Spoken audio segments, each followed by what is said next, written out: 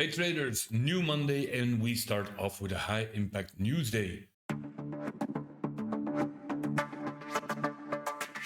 To be clear, I rolled over to the June contract ESM25. If you haven't yet, your levels will not align with mine, so take your time and just follow the volume. Today we have retail sales before the open, so expect some volatility.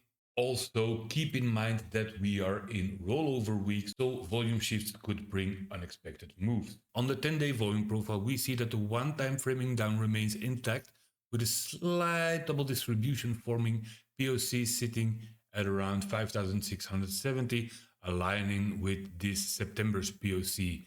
Major downside targets will be 5,551 for now. If we remain between 5,762 and this 5,634, balance could still hold. On the weekly structure, we are opening inside last week's value area, so we are watching these extremes 5,692 and 5,617 for direction. The key level here is 5,700. If buyers break above, we expect acceleration through this low volume node. So on this 2-hour delta, we see that Friday's bullish momentum pushed us through VWAP, but we consolidated back, staying above this 5,650 buy level for now. Today, we need to see if price holds above the weekly VWAP or if sellers step in. The Friday TPO sessions gave us a clean opening range extension with balance above 5,660. POC aligns with Thursday's value area high. An open above 5,667 would make me immediately bullish. On the 1-hour chart, we see that strike prices are very wide, which is normal for rollover week, with a high at 5,875 and a low at 5,560. We also see we are in a 5-day balance right now. So today's question is, do we stay inside or do we break out with conviction? So we form our game plan accordingly.